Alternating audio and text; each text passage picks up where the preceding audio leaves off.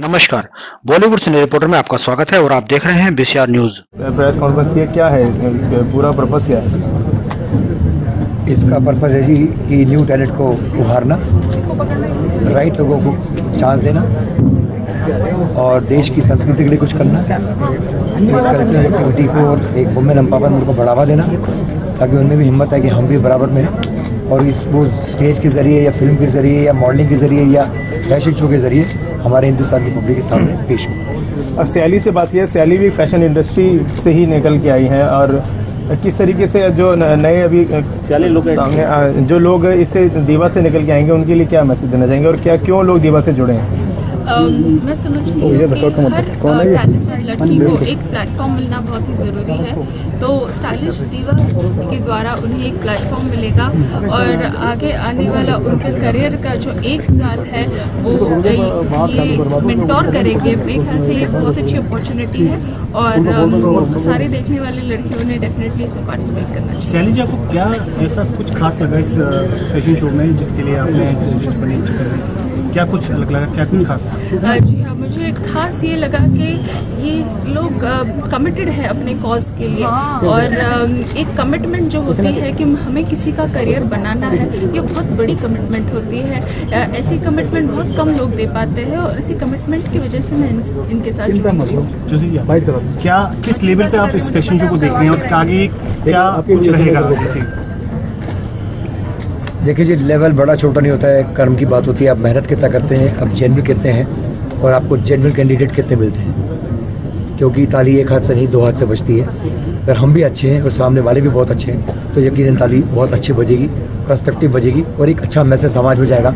Yes, they are the makers. अच्छा, ये जो कॉन्टेस्टेंट हैं, जो भी इसमें पार्टिसिपेट करेंगे, उसके लिए क्या मैसेज देना चाहिए? क्या मैसेज देंगे? मैं डेफिनेटली उनको ये मैसेज देना चाहूँगी कि आप इस कॉन्टेस्ट ऑल्दो ये इनॉग्रल साल बिल्कुल हल्के में ना लें और पूरी तैयारी से आए। Thank you. कौन कौन सी मूवीज़ प्रोड्यूस की?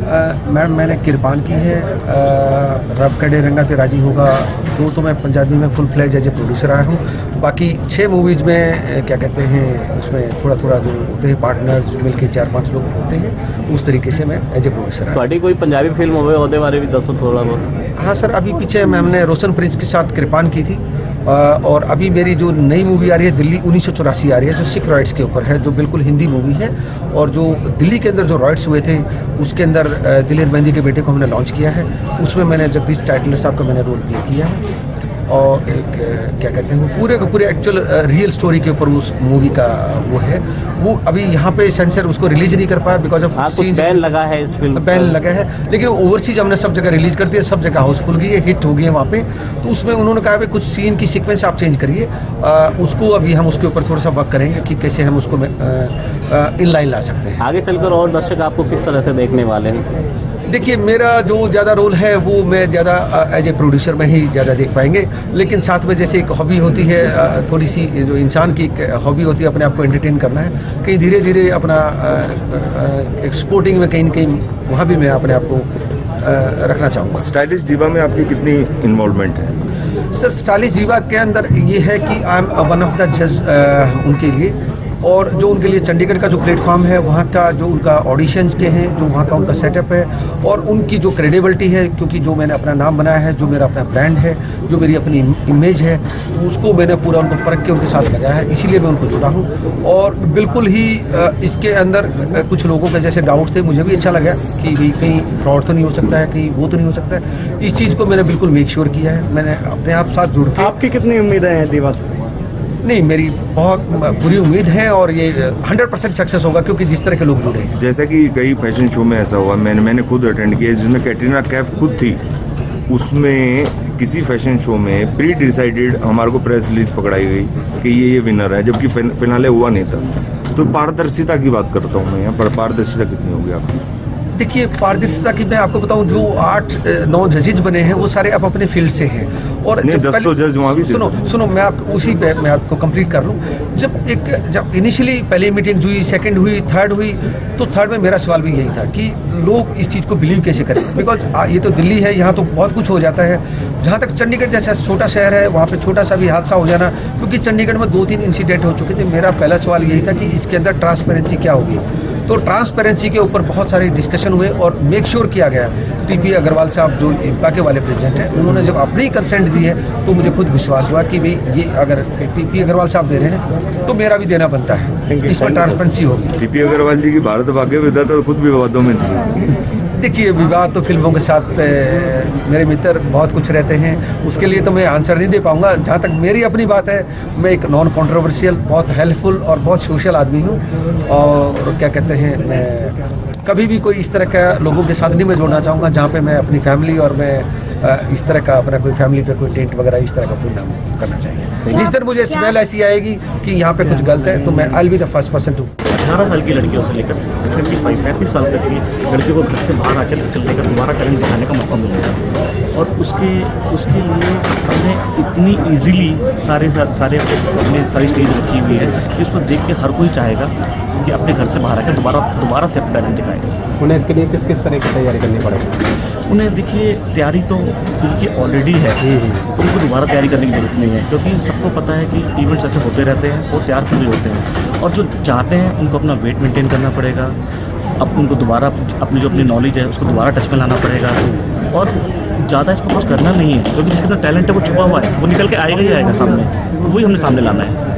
जिससे जी आपसे मालूम करते हैं, एक मॉडल के लिए एक्ट्रेस बनने तक का या एक्टर बनने तक का सफ़र कितना मुश्किल या कितना जो है आसान है? देखिए जी, कुछ मुश्किल नहीं है, कुछ आसान नहीं है, क्योंकि स्ट्रगल भी ऐसे होता है और सक्सेस भी ऐसे होता है। ये तो है कि आपने ठाना कितना अपने मन पे कितना कफन बांध के रखा हुआ है कि ये चीज़ पानी है तो पानी है। जैसा कि मैंने अभी डाइस पे कहा था कि हर इंसान को ऊपर की सीढ़ी तक पहुंचने के लिए 4 चीज़ों की बड़ी सख्त ज़रूरत होती है। सबसे पहला उसका प्रीमियम राउंड होता है उसका टैलेंट, जो जिसमें है वो चढ़ जाता है। दूसरा, मेंटेन करने के लिए। तीसरा, कनेक्शन। और चौथा सबसे बड़ा, जो किसी को पता नहीं, जिसका कंट्रोल और कमांड किसी हाथ में नहीं है, उसे कहते हैं मुकद्दर।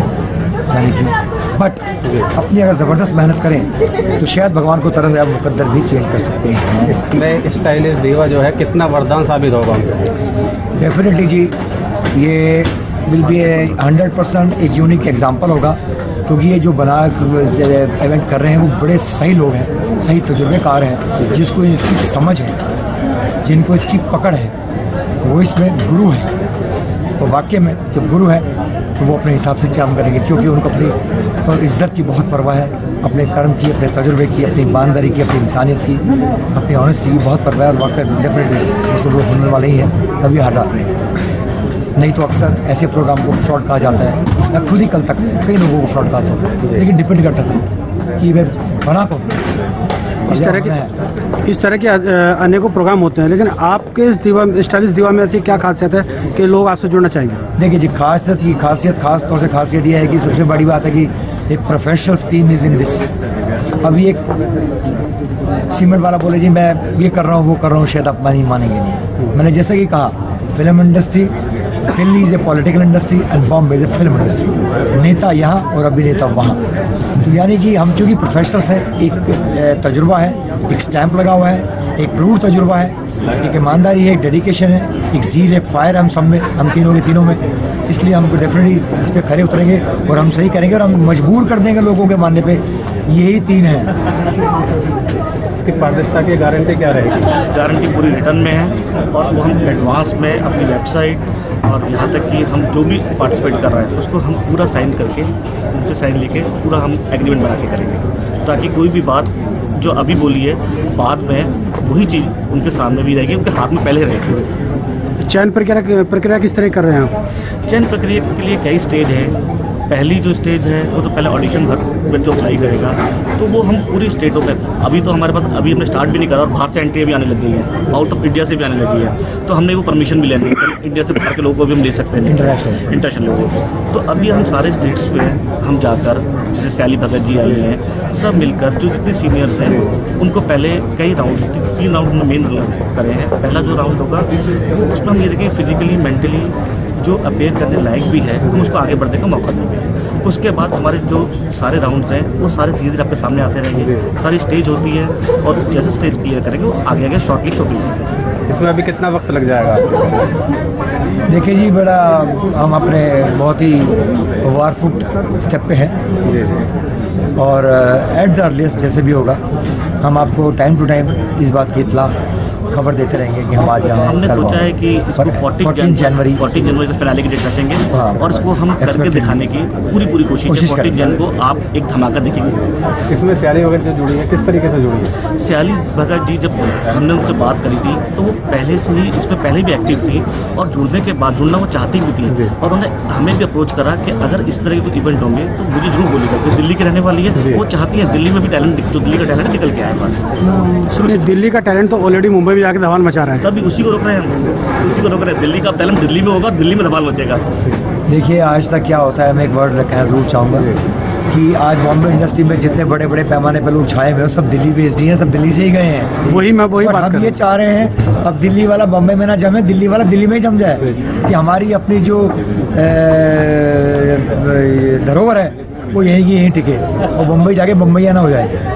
वैसे मैं आज तक मुंबईया नहीं हुआ। आपके साथ में टीपी अग्रवाल जी जुड़े हुए हैं? जी हाँ, मेरे बड़े अच्छे दोस्त हैं, हमारे इम्पा के चेयरमैन हैं और इस प्रोजेक्ट से डेफिनेटली वो जुड़े हुए हैं और उनसे हमने एक्सेप्टेंस भी ले लिए। He will be the main जज, one of the Rakesh Upadhyay वो हैं, मिस्टर हुड्डा हैं और हमारी बातचीत चल रही है मलाइका अरोड़ा खान से भी, अनुष्का मेनन, संजना जॉन वगैरह वगैरह। साथ साथ हम जल्दी ही हमने आज इस चीज़ की अनाउंसमेंट इसलिए नहीं करी, हमने कहा हम अपने आप को पक्का करें, बोलने से फ़ायदा नहीं, करके दिखाओ तो मज़ा आता है। तो फिर कब तक आप अनाउंसमेंट करेंगे इन सब? एट द अर्लीस्ट में कह सकता, मैं आपको ये नहीं कह सकता कि 4 दिन या 7 दिन या 10 दिन 12 दिन 15 दिन, at the earliest hopefully in week और वीक्स टाइम और 10 डेज टाइम होपफुली।